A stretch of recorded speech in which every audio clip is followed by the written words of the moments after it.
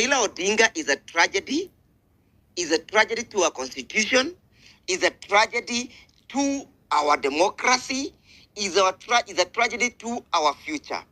And when he says that they want to retire old politicians, when he himself still worships the octogenarian, what is he telling us? And does he understand that Article 27 contemplates a scenario whereby there is no discrimination on the basis of age? There is no one generation that is going to rule this country alone. Not the Gen Zs, not the millennials. We are going to make sure that everybody is involved in the manner in which this country is ran. It suffers from what we call Ndegwa. It suffers from what we call Kikuyu privilege. You being hornbill do not help your opposition side. You are misadvising Kalonzo. One day Kalonzo join Ruto, what will you do? You will die. I am telling you for free. Politics is about interest. Kalonzo Musyoka is a good man. We have people like you.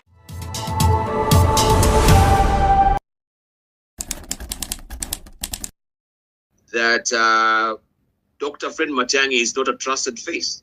I mean, would you kindly elucidate and clarify for us what does that really mean? Well, I do not want to make that gentleman the subject of today's debate when we have much better issues to address, especially when Fred Okango tries to portray Raila Odinga as a saint. Yet Raila Odinga is a tragedy of our time.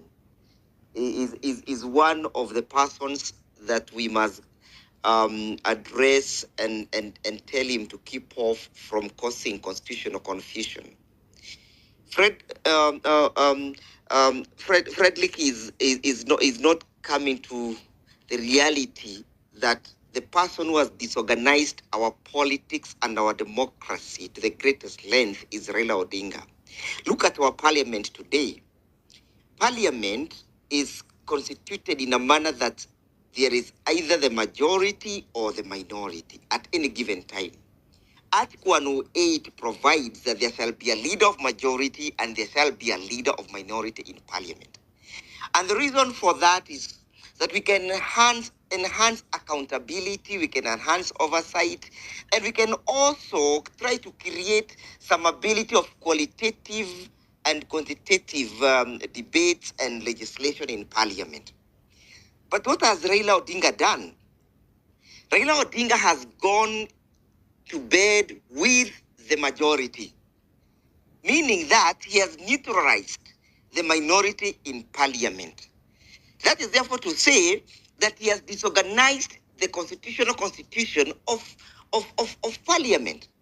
When he went on to get into a memorandum of understanding with the majority, the purported majority in parliament, even when the High Court itself had declared that Azimio was the majority, he simply disorganized parliament in the manner in which the constitution contemplates that it ought to be constituted. He has gone to bed with UDA, and he has refused to release or to set free the positions of the minority in the National Assembly and in the Senate, so that they can then be occupied by a party that is not in bed with the government of the day. What has happened is therefore that the quality of debate, the quality of legislation, the quality of oversight, the quality of representation of the people has been compromised. That is why today, even when Kasongo himself is attempting to sell one of the most profitable parastatal in the country, there is no one to speak. Look at what is happening in the National Assembly. The Speaker of the National Assembly is an affiliate of the party in power. So when an issue, when one member of parliament who is not affiliated either to Raila Odinga or to Mr. William Ruto wants to raise an issue, he is denied an opportunity to address. So parliament has become a moribund, parliament has become a rubber stamp of Raila Odinga and William Ruto.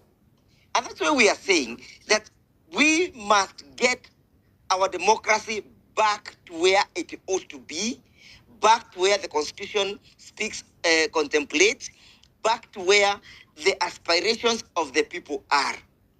When Okango comes and says that he's going to support Raila Odinga, he's going to do all those manners, I believe what needs to be done is to reclaim back our institutions. And reclaiming back our institutions means that there must be people who are going to call out these people who are creating and causing confusion in our democracy. Raila Odinga is a tragedy to our constitution, is a tragedy to our democracy, is a tragedy to our future. And when he says that they want to retire old politicians, when he himself still worships the octogenarian, what is he telling us? And does he understand? And of course, this was also mentioned by my friend Senator Gay. Does he understand that Article 27 contemplates a scenario whereby there is no discrimination on the basis of age? There is no one generation that is going to rule this country alone. Not the Gen Zs, not the millennials. We are going to make sure that everybody is involved in the manner in which this country is run. We are not going to retire people on the basis of their age. If you retire them on the basis of their age, retire them even from paying the taxes. If you retire them on the basis of their age, retire them even from contributing to the economy. But you cannot say because it is convenient for you, so and so should be retired on the basis of age. That is why today the octogenarian is still relevant, because the Constitution has granted him that leeway of Article 27. Otherwise, if you were to retire people on the basis of age, then the octogenarian should have been in Bodo like yesterday. I read. Just a quick rejoinder. Nega ethnic he suffers from ethnic juvenism, jingoism, and he also suffers from eth and tribalism. He thinks. How am I oriented to a particular ethnicity when I'm no, that is why. The issue with Ndegwa is Raila all the time. He suffers from what we call Ndegwa. He suffers from what we call Kikuyu privilege. If you being hornbill, do not help your opposition side. You are dividing more than uniting. You are the reason why your opposition is and that is why I can tell you today. If you want people like Ndegwa advising Kalonzo, all right, let's get out of the party. You are losing. You will lose before the just a moment. Superiority when I'm a member of Wiper. Okay. Wiper is a party. You went to Wiper the other day. What are the? Listen to Manzo. You went to Wiper 3 days ago. You have not even learned the constitution of Wiper, and you are here making noise. Don't misadvise Kalonzo. That is the undoing of you. You are misadvising Kalonzo. One day Kalonzo join Ruto, what will you do? You will die. I am telling you for free. Politics is about interest. Kalonzo Musyoka is a good man. We have no interest. Okay, the moment there is no order. Odinga or William Ruto, we have no interest in them at the moment.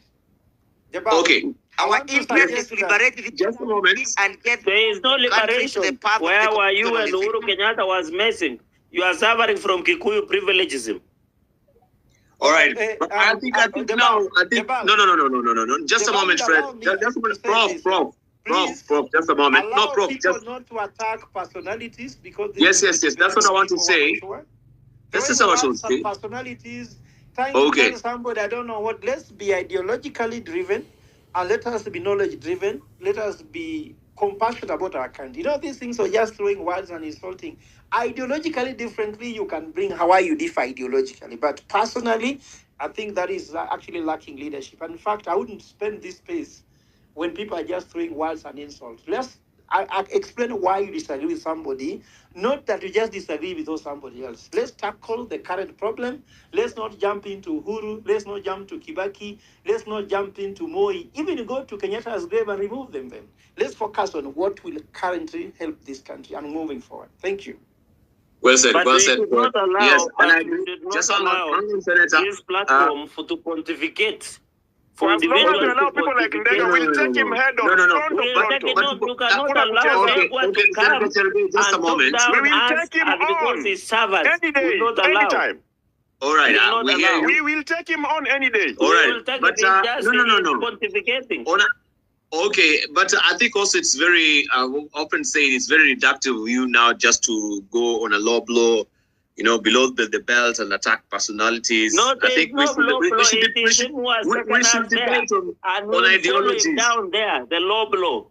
We'll follow him the low blow. He's octogenarian. Every time octogenarian, we don't allow it.